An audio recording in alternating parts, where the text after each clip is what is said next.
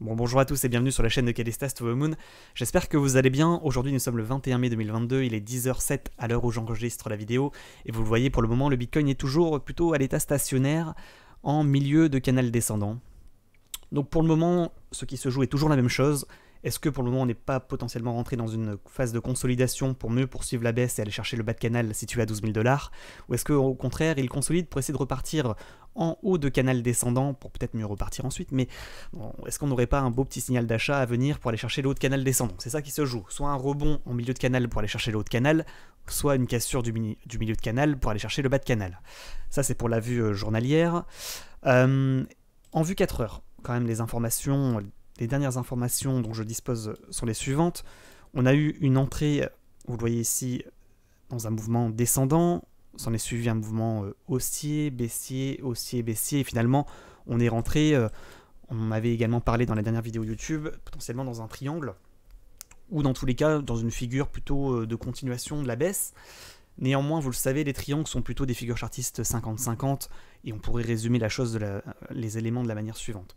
Soit on cassera le triangle par le haut et on aura un signal d'achat, soit on casse le triangle par le bas et on aura un signal de vente.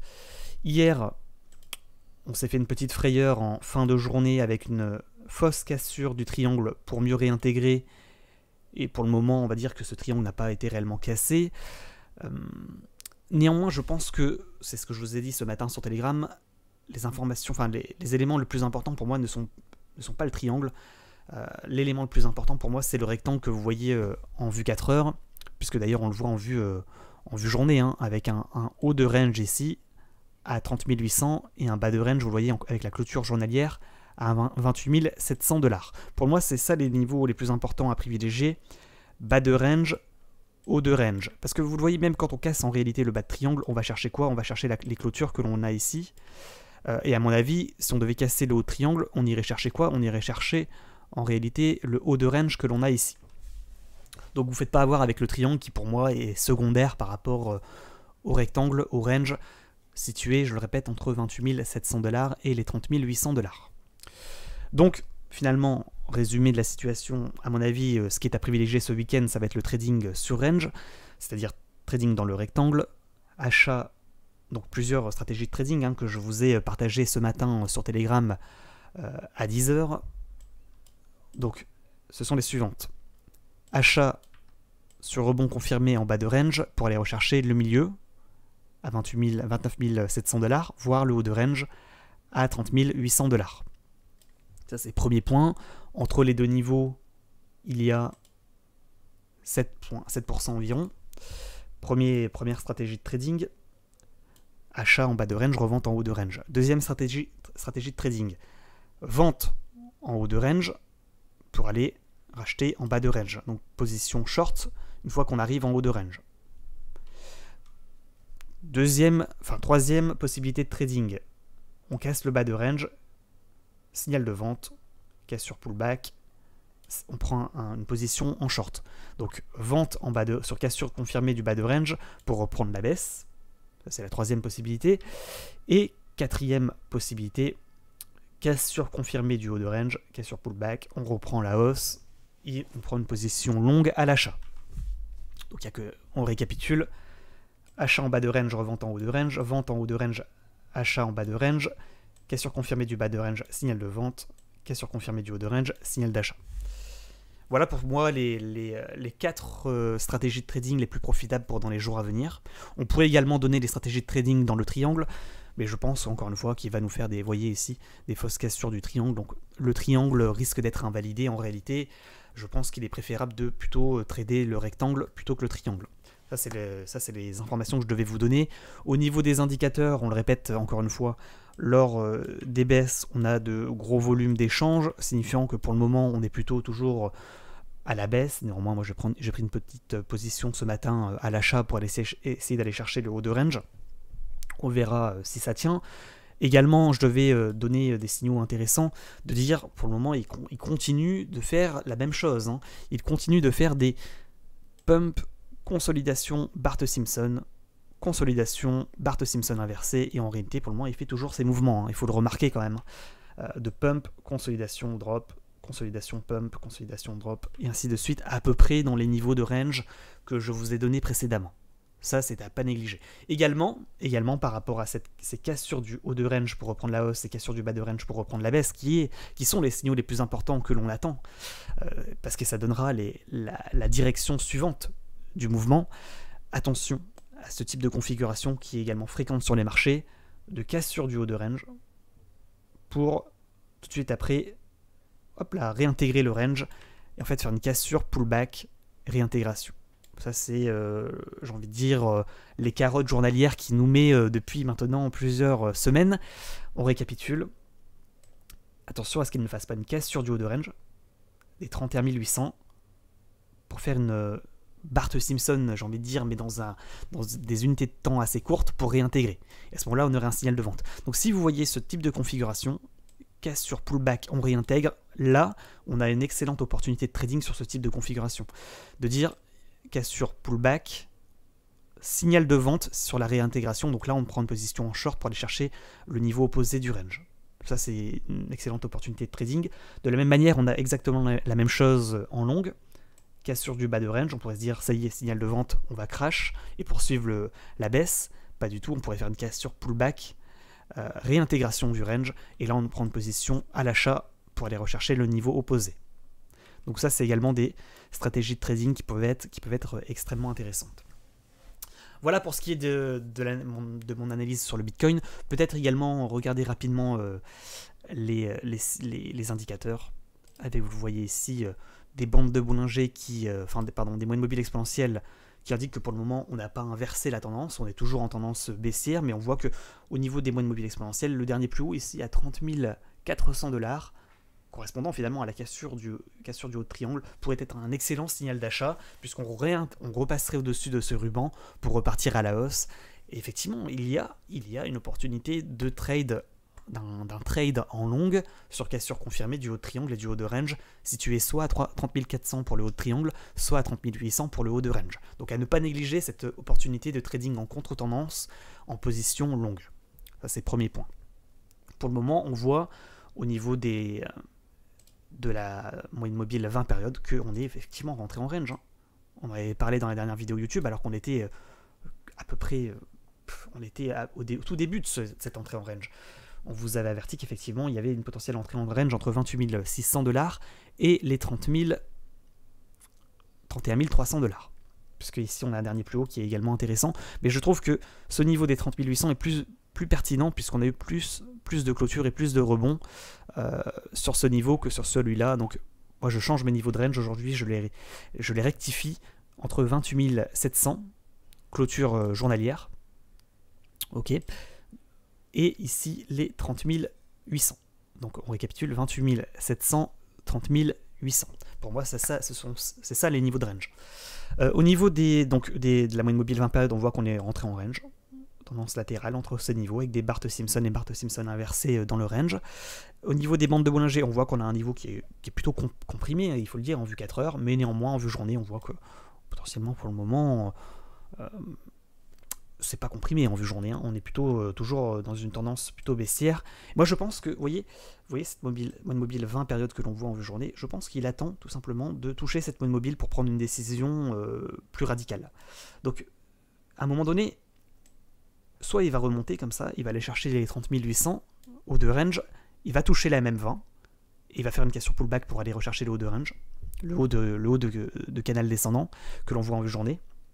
Ça, c'est le premier point. Deuxième point, soit il attend de revenir à la moyenne pour reprendre de la force et casser et aller chercher le bas de canal descendant. Pour moi, c'est ce signal qu'on attend pour reprendre un mouvement, une direction plus claire.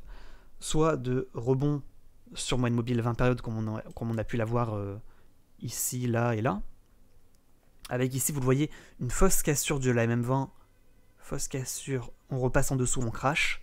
Donc ça, c'est le scénario, à mon avis, qui serait machiavélique, mais qui est le plus fréquent, hein, de dire, on attend qu'on touche la MM20, on fait une fausse cassure du haut de range et de la MM20, on fait un pullback, on réintègre pour crash. Donc là, c'est vraiment la carotte journalière, j'ai envie de dire, il nous l'a fait par le passé. N'ayons pas la mémoire courte, c'est ce qu'il a fait ici, hein. Maintenant, attention, il y a également cette possibilité de dire, On revient à la moyenne, on casse le haut de range, donc moyenne mobile 20 périodes que vous voyez là, on casse le haut de range 30 800, casse sur pullback, mais cette fois-ci on confirme la reprise de hausse. C'est également une possibilité à ne pas négliger. Hein.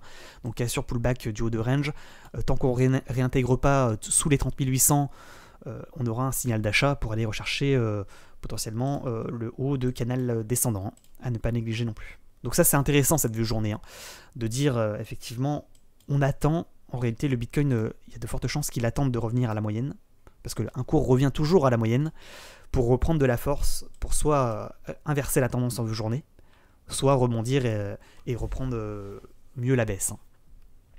Parce que je pense qu'on va être en tendance latérale en réalité jusqu'à atteindre la moyenne. Jusqu'à ce qu'on touche la moyenne mobile, 20 périodes, à peu près à mon avis à 30 800 si je devais donner une prédiction, ce que je ne devrais pas faire parce qu'à la fin le marché n'en a que faire de mes prédictions. Néanmoins, voilà, je donne mon avis personnel. Voilà, après au niveau des autres indicateurs que l'on a, pas trop d'indications, on voit que potentiellement, effectivement, la même MM9, on attend peut-être un croisement de ces moyennes mobiles pour reprendre une direction plus claire. Un croisement, je le rappelle, qui sera un signal bullish, si on devait avoir croisement de la même 9 et de la même 20 en vue journée. Néanmoins, attention à ce qu'il ne fasse pas une feinte de croisement pour mieux reprendre la baisse. Hein. C'est ce qu'il a fait là. Hein. On n'a jamais croisé au final. On a fait une tentative ici pour mieux retomber. Je pense que s'il devait nous mettre une dernière carotte, un dernier coup derrière la nuque, ça serait effectivement ce scénario qui serait à mon avis à privilégier, de fausses cassures de la MM20, de faux croisements de la MM9 et 20 pour mieux reprendre la baisse avec une réintégration et une cassure du bas de range ici ensuite à 28 700 $. Voilà pour ce qui est du Bitcoin, j'espère avoir été complet. Donc trading sur range à privilégier avec les niveaux de trading que je vous ai donnés. Pas un conseil en investissement. Concernant le reste du marché rapidement, Ethereum, on voit qu'on est toujours dans la baisse, toujours en tendance baissière. On voit qu'on touche ce support que l'on a ici et que pour le moment, tant qu'on reste au-dessus des 1735 $, j'ai envie de dire, on n'a pas retracé le bull run de 2020. De 2021, ouais, fin 2020, début 2021. BNB, on voit qu'on a une force acheteuse. Pour le moment, suite à la cassure de cette ligne de tendance haussière, on a eu un gros signal de vente. On l'a quand même cassé de manière confirmée en vue journée. En vue semaine, en vue journée, pardon. On est toujours plutôt en tendance latérale. On le voit entre ces deux niveaux-là. 286 $ et les 313 $. Avec, on voit, c'est un peu comme sur le Bitcoin. On est en train d'essayer d'avoir un croisement bullish au niveau de la MM20 et MM9 avec le niveau des 312 $ qui serait le niveau de breakout pour reprendre la hausse. Pour le moment, c'est pas tout à fait confirmé, vous le voyez. XRP, voilà, il a cassé son triangle par le bas, il est vraiment en tendance baissière pour le moment. On voit que mon niveau que j'avais tracé ici sert pour le moment de support à 0,41. Le Solana, on voit que ce niveau également de support que j'avais tracé à 48.8 sert actuellement de support. Si on le casse, on ira chercher en toute logique le niveau d'en dessous à 24 $. Si on rebondit, l'objectif sera alors la résistance d'au-dessus à 78.6. Sur Dakar Nano, on est en train de retracer le mouvement, le bull run, pour retomber sur les niveaux de support d'en dessous. Donc c'est toujours la catastrophe ADA. Hein. Niveau à surveiller, objectif à 0,39. Il faudrait repasser au-dessus des 0,75 pour reprendre une tendance haussière plus nette. Le TRX, toujours plutôt latéral le TRX, hein. Il n'est pas, contrairement à l'ensemble des crypto-monnaies, je trouve il se tient bien, il est plutôt relativement intéressant. On voit que sur cassure confirmée de ce niveau des 0,0753, on pourrait avoir un signal d'achat pour aller rechercher le haut de triangle, et sur cassure du haut de triangle, on pourrait avoir un excellent signal d'achat sur TRX, plutôt intéressant. Le AVAX, c'est à l'image de l'Ethereum, du XRP, du Solana. Il est en tendance baissière très nette. Il est en train de retracer toute la hausse que l'on avait eue en 2021, le bull run de 2021, pour retomber sur les supports d'en dessous, à notamment le niveau 15 $. Niveau des 15 $, à mon avis. Niveau dessus desquels il faudrait repasser pour reprendre une petite tendance haussière, les 33 $, mais je pense qu'il serait plus sain d'attendre les 40 $. Le DOG, également, on voit qu'on retrace la hausse. Le DOT, de la même manière, on est en train de retracer toute la hausse pour retomber sur les supports d'en dessous. Je vous rappelle que tous ces graphiques, vous les avez en accès libre et gratuit sur le Discord, dans les onglets. Pour les niveaux, vous le voyez ici, 4 et 6. Le SHIB également, on voit qu'on est en train de retomber sur le gros support, la zone de support ici à à 0.1. Le Matic également, on voit qu'il retrace le bull run de 2021 pour le moment. Le NIR Protocol également, il est en train d'essayer de transpercer cette résistance que l'on voit ici pour retomber en fait sur le niveau de support des 2 $. Donc là, le NIR, bon, si ça tient, on va dire le niveau des 5.5, si ce niveau tient, potentiellement on serait pourquoi pas sur un niveau de support intéressant de recharge. Néanmoins, s'il ne tient pas, l'objectif, vous l'avez compris, sera à 2.5 voire à 2 $. Hein, et il retracera la hausse que l'on a eue également en 2021. Le Atom, on voit qu'il est en train de retomber sur le niveau de support à 8.5, qui serait un bon niveau d'entrée potentiellement. Le Harmony également, on voit qu'il est en train de transpercer ce niveau de support pour retomber vraiment sur le niveau de départ. Hein. assez impressionnant quand même, hein, de voir toutes ces crypto-monnaies qui crashent de manière générale et qui donnent plutôt des signaux de vente pour retracer toutes les hausses de 2020 et de 2021. Moi je pense qu'à un moment donné, quand on aura vraiment touché le fond, il faudra être prêt pour recharger. Hein. Mais pour le moment, le Bitcoin ne donne pas des signaux bullish. Néanmoins, sur cassure des 30 800, il pourrait reprendre la hausse. Et quand on voit tous ces graphes, on se dit, bon, on a quand même bien retracé, quoi. Hein. On a bien retracé. Le Bitcoin en vue journée, peut-être que quand on regarde en vue même semaine, on voit que ce range que l'on voit ici en vue semaine pourrait être... voilà, on pourrait potentiellement être sur le bottom. Donc à ne pas négliger. Hein. Pour le moment, la cassure du milieu de canal descendant pour aller chercher le bas de canal descendant n'est pas... Voilà, on n'a pas retracé, on n'est pas en train de retracer le bull run de 2020 pour le moment. On est plutôt en train de tenir, et c'est pas la catastrophe ADA, on est peut-être sur le bottom quand même. La question peut se poser. Donc les recharges également sur les altcoins pourraient... l'opportunité de recharge sur les alt pourrait être également intéressant, enfin à envisager. Même si pour le moment, on n'a pas réellement de signaux très bullish, mais c'est à surveiller. Hein. Je pense que sur EGLD, par exemple, le niveau, la cassure des 100 $ pourrait être un signal d'achat intéressant, parce que cassure de la moyenne mobile 20 périodes, cassure du dernier plus haut avec une sorte de double bottom ici. 100 $ pourrait être le signal de retournement de tendance haussier sur EGLD. Le Chiliz, toujours en tendance plutôt baissière, on voit que ce niveau ici des 0,128 pourrait être également un signal d'achat. Le Phantom avec cette cassure de ligne de coude de double top, finalement il a vraiment confirmé, hein. On n'y croyait pas, mais voilà, et forcé de constater un mois plus tard qu'effectivement il a cassé les 1.14 qui était le signal de vente pour aller rechercher l'objectif du double top et aller chercher le niveau des 0.26. Le Mana, il a cassé le support important pour aller rechercher potentiellement soit cette clôture que l'on voit là, à 1.05, et s'il casse ce niveau, l'objectif serait alors, d'ailleurs on l'a touché, hein. On l'a touché la semaine dernière à le niveau des 0.7 sur Mana. Et enfin le VeChain également, on voit qu'il est en train de retracer toute la hausse pour aller rechercher le niveau de support à 0,0254. Donc pour le moment c'est vraiment la catastrophe sur le marché crypto-monnaie, il faut le dire, quand même quand on regarde l'ensemble des cours, il n'y en a aucun pour relever l'autre. Concernant les pépites potentielles, je vous avais donné quelques crypto-pépites sur Discord que l'on va aborder aujourd'hui. Je vais vous les ouvrir. Mais je pense que tout a été invalidé puisque hier on a eu un beau petit crash sur le Bitcoin. Non, je tenais à vous dire que moi j'ai rechargé sur le PAXG. Pour information, le PAXG c'est quoi? C'est l'or. Voilà, c'est juste une crypto adossée au cours de l'or. Donc si vous voulez acheter de l'or numérique, entre guillemets, enfin en tous les cas une crypto qui est adossée au cours de l'or, je trouve que l'or en ce moment est plutôt intéressant. Pas un conseil d'investissement, parce que en fait en réalité, voilà, je vais vous montrer pourquoi je trouve que l'or est intéressant. Tac, on va ouvrir le cours de l'or. Vous le voyez ici, on a une tendance relativement haussière. On voit que pour le moment on a rebondi sur cette trendline ascendante, et en fait il n'a pas inversé la tendance. Pour le moment, il est plutôt en train de faire un rebond, plus une cassure de trendline descendante pour repartir à la hausse en fait. Donc tant qu'en fait il reste au-dessus à peu près des 1820 $, enfin 1810, moi je suis plutôt bullish sur l'or. Donc je trouve que potentiellement il y a peut-être une opportunité, enfin c'est un bon niveau de recharge quoi.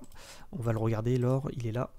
Et en plus en vue 4 heures, on a une sorte de rounding bottom ou de tasse avec anse, plus une cassure de trendline descendante. Donc je pense, enfin moi j'ai rechargé sur l'or et je pense que je vais encore recharger. Je pense qu'il y a moyen qu'ils reprennent une hausse en fait. Donc il y a deux niveaux en réalité. À court terme, les 1840 $, niveau en dessous duquel il ne faut pas repasser pour ne pas invalider cette reprise de hausse que l'on a en vue 4 heures. Et en vue journée, on a effectivement les 1810 $. Voilà, niveau en dessous duquel il ne faut pas repasser, sinon on cassera la trendline ascendante que l'on voit en vue très long terme. D'accord ? Donc deux niveaux d'entrée. Moi j'ai déjà rechargé en réalité à peu près ici à 1830. J'ai pas de stop loss particulier, parce que c'est des cryptos, enfin c'est pas des cryptos, mais l'or est plutôt relativement stable hein, par rapport à, vous voyez, entre ce niveau et là, il y a à peu près 3%, c'est pas énorme. C'est pas très volatile quoi, donc on a le temps de voir venir. C'est pas comme les cryptos où on a des crashs de moins 10%. Voilà, on a le temps de voir venir, donc je mets pas de stop loss et je recharge en DCA personnellement sur l'or. Voilà, si vous voulez avoir les informations de ce que je fais moi de mon côté. Ensuite, l'auction, je trouve qu'il est plutôt intéressant. Auction sur question de confirmer des 6.7 pourrait être intéressant. On a également le masque, on en avait parlé sur Twitch, avec le niveau des 1.9 qui est intéressant également je trouve. Le chess avec cassure des 0,334. Le QI qui pour moi est plutôt intéressant avec la cassure des 0,0152. Le lit avec la cassure ici des 0,632. Le PLZ avec la cassure des 0,079 qui pourrait être intéressant. Le AXS avec la cassure confirmée des 22.44. Le SFP, ah bah vous voyez, le SFP est déjà en train de partir avec la cassure des 0,38. Donc là, il est en train de confirmer le retournement de tendance haussier. Le burger, on en avait parlé sur Twitch. Le burger avec le niveau des 0,55, je pense, en dessous duquel il ne faudrait pas repasser. Donc je vais vous rectifier le niveau. Très intéressant également le burger. Le pond, il a déjà confirmé avec une cassure et une explosion de cours de 53% quand même. Le RAD, lui, il n'a pas encore confirmé avec la cassure des 2,087. Le wing, on va le laisser tomber. Par contre, le BIM, on va le garder. Les 0,151. Également le AKT, le Akash, avec la cassure confirmée des 0,458. Le RIF, on va laisser tomber. Le ANC également. Le OMI et COMI était intéressant également avec la cassure des 0,00169 qui pourrait être à mon avis en pépite. Et l'or, voilà, bon, on en a parlé de l'or. Voilà pour ce qui est du Bitcoin, de l'analyse de vos crypto-monnaies préférées qui sont globalement un peu en PLS en ce moment. Le Bitcoin qui potentiellement recharge, consolide pour mieux poursuivre la baisse sur cassure confirmée des 28 700 $. Attention quand même, hein, il pourrait nous entraîner l'ensemble du marché ce week-end ou la semaine prochaine. Donc attention quand même à ne pas être trop bullish sur l'ensemble du marché. Il n'a peut-être pas terminé totalement son mouvement. Et puis je vous ai partagé effectivement cette opportunité sur l'or qui à mon avis est intéressante et qui ne suit pas forcément les crypto-monnaies. Donc ça peut être intéressant si vous ne connaissez pas le PAXG, que vous pouvez retrouver sur l'ensemble des plateformes de trading crypto-monnaie. Hein. Et puis on a également les pépites à court terme qui bien entendu suivront le cours du Bitcoin. Attention, s'il devait casser son bas de triomphe pour aller rechercher le bas de range ici à 28 700 $, ça pourrait être invalidé bien entendu. Donc faites vos propres analyses, prenez vos responsabilités, tout ça c'est pas un conseil d'investissement. Et puis je vous souhaite à tous et à toutes un excellent week-end. On se retrouvera à mon avis sur Twitch, hein, bien entendu, ce week-end. Je vous rappelle également que bien qu'on soit pas sur YouTube tous les jours, on vous donne des informations en temps réel sur Telegram. Donc vous avez tous les liens en description. N'oubliez pas bien entendu de vous abonner, d'activer la cloche, ça fait extrêmement plaisir, de mettre un petit like pour le référencement et un petit commentaire également pour le référencement, ça fait toujours plaisir. On s'arrête là, bonne journée à tous et bon week-end, ciao ciao.